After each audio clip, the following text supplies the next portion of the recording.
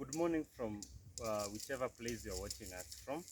And we started this journey like close to 2 months ago, where we began by preparing the nursery beds, and then we did sow the seeds in the nursery bed, and then we did the nursery bed management practices that include weeding, include crop pest that's pest and disease control, include fungal infection control, include nutrient application and absorption, and we did transplant our seed or our seedling from the nursery bed on the 45th day.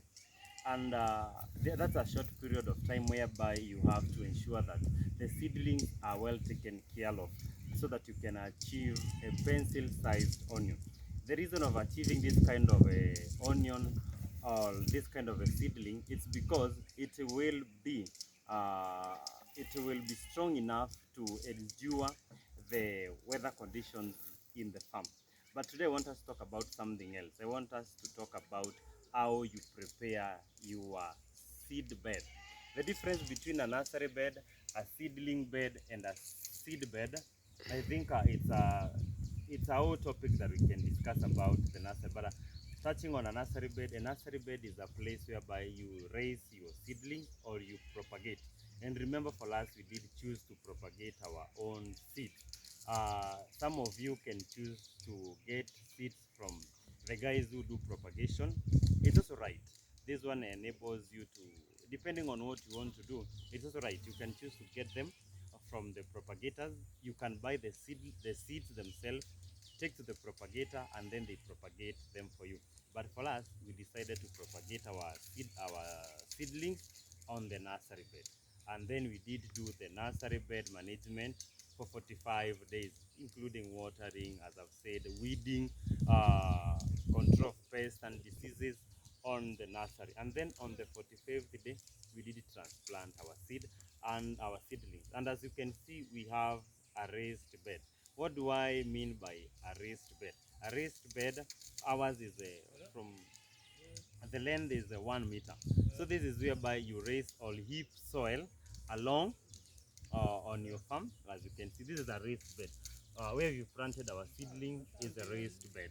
So from there, uh, that kind of a raised bed, you achieve it by raising you heap soil, and then you plant your seedling.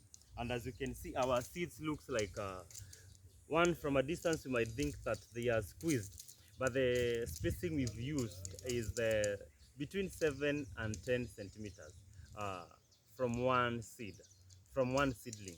And there are so many factors that you consider before you choose the kind of spacing.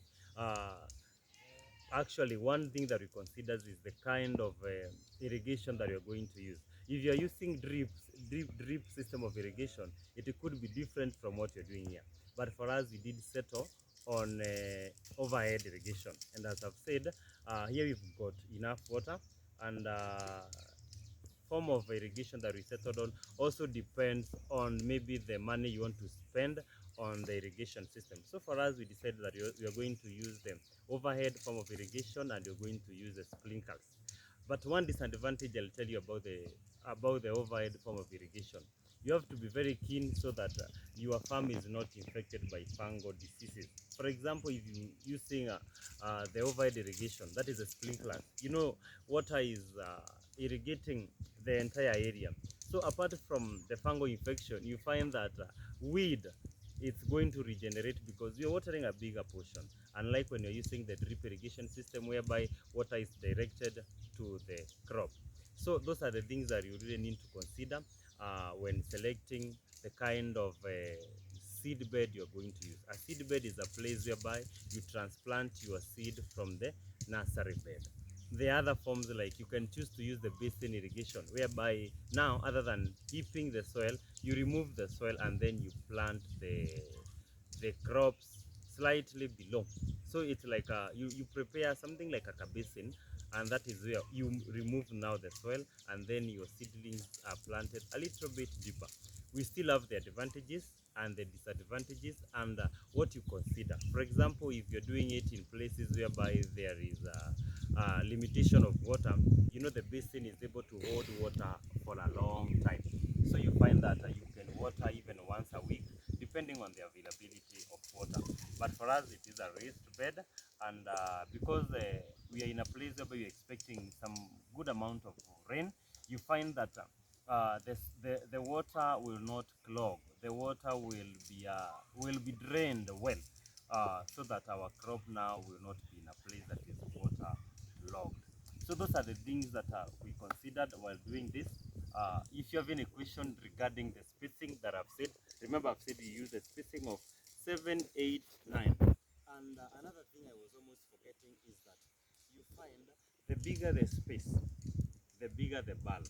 And for us, the kind of bulb that we are anticipating to get, it is a medium-sized bulb because of the market. You find that if you produce too big bulb, they might not be wanted in the market because someone wants an onion that will be used once. You cut it and you cook it once.